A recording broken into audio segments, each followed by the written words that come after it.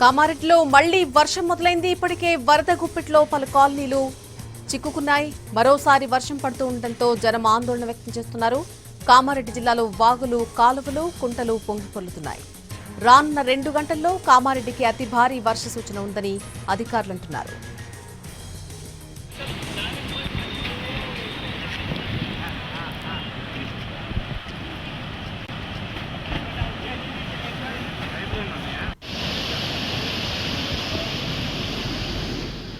భారీ వర్షాలకు సంబంధించి పూర్తి అప్డేట్ మా ప్రతినిధి రవి లైవ్ లో అందిస్తారు. రవి, మరికొన్ని గంటల్లోనే అతి భారీ వర్షం కురిసే అవకాశం ఉందని చెప్తున్నారు. ఇప్పటికే తీవ్రమైనటువంటి వర్షపాతం నమోదైంది. దీనికి సంబంధించిన పూర్తి ఇన్ఫర్మేషన్ ఏంటి? నల్లి 3 రోజులుగా వరద గుప్పిట్లో చిక్కుకున్నటువంటి కామారెడ్డి ఇప్పుడిప్పుడే బయటపడుతోంది. వరద పూర్తి స్థాయిలో తగ్గుముఖం పట్టింది. కానీ ప్రస్తుతం కామారెడ్డిలో మరోసారి జల్లులు మొదలయ్యాయి. కొద్దిసేపటి క్రితమే వర్షం కురిసి ఆగిపోయింది. ఇప్పటికే వాతావరణ శాఖ కూడా హెచ్చరించింది. రానున్న 2 గంటల్లో మరోసారి భారీ నుంచి అతి భారీ వర్ష సూచన కూడా వాతావరణ శాఖ చేసింది. దీంతో ఇప్పటికే చాలా చోట్ల వరద గుప్పిట్లో కొన్ని కాలనీలు ఉండిపోయాయి. ఎంటైర్ కామారెడ్డి స్టార్టింగ్లో ఎక్కడి నుంచి అయితే వరద మొదలైందో పెద్ద చెరువు నుంచి వచ్చినటువంటి వాటిలో జీఆర్ కాలనీని ముందుగా వరద నీరు ముంచెత్తింది. జీఆర్ కాలనీ నుంచి అటు బతుకమ్మ కుంట, రుక్మిణి కుంట, టీచర్స్ కాలనీ, విద్యానగర్ ఇటువైపుగా పూర్తిగా నీట మునిగిపోయాయి. ఇప్పటికీ కొన్ని కాలనీల్లో వరద నీరు అదేవిధంగా నిలిచిపోయాయి. ఇప్పుడున్నటువంటి పరిస్థితుల్లో మరోసారి భారీ వర్షం కనుక కురిస్తే ఇప్పటికే ఉన్నటువంటి వరద నీటికి మరోసారి వరద నీరు తోడయ్యే అవకాశం ఉంది. మరోసారి కాలనీలోకి నీరు ముంచెత్తే అవకాశం ఉంది. కానీ ఇప్పుడున్నటువంటి పరిస్థితుల్లో జీఆర్ కాలనీలో వరద నీరు అయితే లేదు. కానీ ఎంటైర్ గ్రౌండ్ ఫ్లోర్ వరకు వరద నీరు ముంచెత్తడం, 2 రోజుల పాటు వరద నీరు అదేవిధంగా ఉండడంతో ప్రస్తుతం బురద ఎక్కువ స్థాయిలో పేరుకుపోయింది. ఆ జీఆర్ కాలనీతో పాటు ఈ బతుకమ్మ కుంట, రుక్మిణి కుంటకు సంబంధించినటువంటి వాళ్ళు సురక్షిత ప్రాంతాలకు తరలి వెళ్లారు. నిన్న రాత్రి నుంచి వర్షం ఎడతెరిపి ఇవ్వడంతో ఈరోజు ఉదయం కాలనీ వాసులంతా చేరుకుంటున్నారు. ఎప్పుడైతే వాళ్ళు ఇళ్లలోకి చేరుకున్నారో ఎంటైర్ ఎక్కడ చూసినా బురద పేరుకుపోవడం, ఇంట్లో ఉన్నటువంటి సామానంతా కొట్టుకుపోయినటువంటి సిచ్యువేషన్ కూడా అక్కడ ఉంది. దానికి తోడు ఎక్కడైతే కాలనీ వాసులు ఎప్పుడు స్టార్టింగ్లో ఉన్నటువంటి పరిస్థితుల్లో ఉన్నారు, గతంలో దశాబ్దాల చరిత్ర వరకు ఎప్పటికీ వాళ్ళ ఇంటి గడప వరకు కూడా వాటర్ రాలేదని చెప్తున్నారు. సో భారీ వర్షం కురుస్తున్నటువంటి టైంలో వరద నీరు ఆ స్థాయిలో రాలేదులే అని చెప్పి ఇంట్లోనే ఉండిపోయారు. కానీ ఒక్కసారిగా క్లౌడ్ బస్ట్ మాదిరిగా ఎక్కువ స్థాయిలో వర్షం రావడం, ఇళ్లలోకి గ్రౌండ్ ఫ్లోర్ దాకా వరద నీరు ముంచెత్తడంతో ఒక్కసారిగా ఇళ్లలో ఉన్నటువంటి వాళ్ళు కనీసం లాక్స్ కూడా చేయకుండా కట్టుబట్టలతోనే పిల్లలను, ఇంట్లో ఉన్నటువంటి వాళ్ళందరినీ తీసుకొని సురక్షిత ప్రాంతాలకు వచ్చినటువంటి వాళ్ళు ఉన్నారు. ఎలాగైతే కట్టుబాట్లతో వాళ్ళు వెళ్ళారో ప్రస్తుతం 3 రోజుల తర్వాత వాళ్ళు కాలనీలోని వాళ్ళ ఇళ్లలోకి అదే సిచ్యువేషన్లో చేరుకున్నారు. కానీ వచ్చి చూస్తే ఇంట్లో ఎక్కడా కనీసం కూర్చోలేనటువంటి పరిస్థితి, తాగడానికి కూడా నీళ్ళు లేనటువంటి దుర్భరమైనటువంటి పరిస్థితుల్లో ఉన్నారు. కనీసం సురక్షిత ప్రాంతాల్లో ఉన్నప్పుడైనా వాళ్ళకి అక్కడ తాగునీరు దొరికింది, ఫుడ్ కూడా దొరికింది, కనీసం షెల్టర్ దొరికింది. కానీ ఇప్పుడు ఇంటికి వచ్చి చూస్తే ఇంట్లో ఉన్నటువంటి సామానంతా కొట్టుకుపోయి, ఇంట్లో ఉన్నటువంటి బియ్యం, పప్పులు అన్నీ కొట్టుకుపోయినటువంటి సిచ్యువేషన్లో ఉంది. కనీసం వాళ్ళు అక్కడ సేద తీరుదాం, కాసేపు కూర్చుందాం అనే వీళ్ళు కూడా లేకుండా పోయింది. ఎక్కడ చూసినా బురద పెరిగిపోయింది. ఇంట్లో ఉన్నటువంటి బైకులు కొట్టుకుపోయాయి, బయట పార్క్ చేసినటువంటి కార్లు కొట్టుకుపోయాయి. ప్రస్తుతం జీఆర్ కాలనీని ముంచెత్తినటువంటి కాలువ ఏదైతే ఉందో నిన్నటి వరకు దీనిపై నుంచి వరద నీరు ఉప్పొంగింది. ఎంటైర్ 2 కిలోమీటర్స్ వరకు 2 వైపుల రాకపోకలు కూడా పోలీసులు నిలిపివేశారు. మనం ముందు వైపు చూస్తే జీఆర్ కాలనీ నుంచి కొట్టుకొచ్చినటువంటి కార్లు కూడా ఏ విధంగా ఉన్నాయో మనం చూడవచ్చు. ఎంటైర్ ఆ కాలనీకి సంబంధించి 8 కార్లు కొట్టుకొచ్చాయని చెప్తున్నారు. 10ల సంఖ్యలో బైకులు కూడా ఇందులో కొట్టుకుపోయాయి. మరోవైపు మనం ఇక్కడ చూస్తే ఎక్కడికక్కడ విద్యుత్ తీగలు కూడా వేలాడుతూ కనిపిస్తున్నాయి. చాలా చోట్ల ట్రాన్స్ఫార్మర్స్ కూడా కొట్టుకుపోయినటువంటి పరిస్థితి. ఇప్పుడున్నటువంటి దాంట్లో జీఆర్ కాలనీ కానీ లేకపోతే బతుకమ్మ కుంట, రుక్మిణి కుంటకు, టీచర్స్ కాలనీకి విద్యుత్ సరఫరా పునరుద్ధరించే అవకాశం కూడా లేదు. కాసేపట్లో వాళ్ళు ఇంటికి వచ్చిన తర్వాత కనీసం ఏదైనా పనులు చేసుకోవాలి, ఇంట్లో ఉన్నటువంటి బురదను క్లీన్ చేసుకోవాలన్నా వాటర్ కావాలి. కానీ చుట్టూ ఎక్కడ చూసినా వరద నీరే. కానీ ఇంటిని మాత్రం క్లీన్ చేసుకోలేరు. ఇంట్లో ఉన్నటువంటి సంపు నీటిలో చెత్తా చెదారం అంతా వచ్చి చేరింది.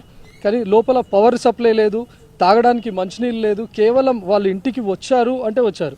ఇప్పుడున్నటువంటి పరిస్థితుల్లో కామారెడ్డిలో కురుస్తున్నటువంటి వర్షం కనుక భారీ వర్షంగా మారితే మరోసారి వాళ్ళు సురక్షిత ప్రాంతాలకు వెళ్ళి తలదాచుకోవాల్సిందే తప్ప మరోసారి వరద నీరు ఉప్పొంగే అవకాశం ఉంది. ప్రస్తుతం మనం చూస్తున్నటువంటి ఎలక్ట్రిక్ పోల్స్ కూడా మనం చూడవచ్చు. చాలా చోట్ల ఎంటైర్ కామారెడ్డి టౌన్ అంతా పెద్ద పెద్ద పోల్స్ అన్నీ కూడా నేల కొరికి పడిపోయి ఉన్నాయి. విద్యుత్ సరఫరా పునరుద్ధరించాలంటే దాదాపు 3 రోజుల టైం పట్టే అవకాశం ఉంటుంది. ఇప్పుడున్నటువంటి టైంలో ఎక్కడి నుంచి అయితే వరద పెద్ద స్థాయిలో వస్తూ ఉందో, పెద్ద చెరువు నుంచి వస్తున్నటువంటి ప్రాంతాలు ఉన్నాయో, కాలనీ వైపులు వెళ్లకుండా వరద నీటన్నింటినీ కాలువలకు వైపు మళ్లించే విధంగా అధికారులు ఏర్పాటు చేస్తున్నారు. ఇప్పటికే సహాయక చర్యలు కూడా స్టార్ట్ చేశారు. మొన్నటి వరకు వర్షం వరద నీరు అదేవిధంగా ఉంది.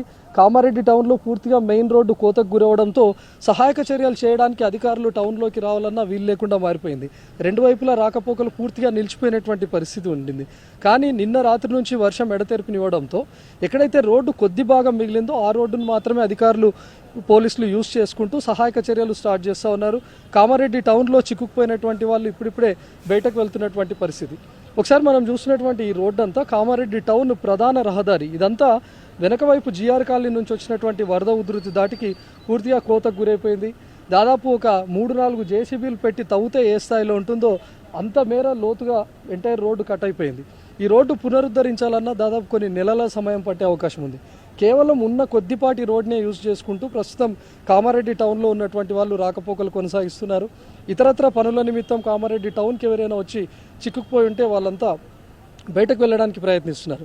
కానీ వాళ్ళంతా జస్ట్ కామారెడ్డి టౌన్ అయితే దాటగలుగుతున్నారు. కానీ ఎప్పుడైతే హైవేకి చేరుకుంటున్నారో హైవే దగ్గర కొన్ని చోట్ల రోడ్డు కుంగిపోవడంతో NH44 అంతా జామ్ అయిపోయింది. దాదాపు 20 కిలోమీటర్ల మేర ట్రాఫిక్ నిలిచిపోయినటువంటి పరిస్థితి కూడా మనకు అనిపిస్తుంది. దీనికి తోడు టౌన్లో ఉన్నటువంటి వాళ్ళు ఎక్కడైనా వస్తువులు తెచ్చుకోవాలన్నా కూడా వీలు లేకుండా పోయింది. చాలా చోట్ల వరద నీరు ముంచెచ్చింది.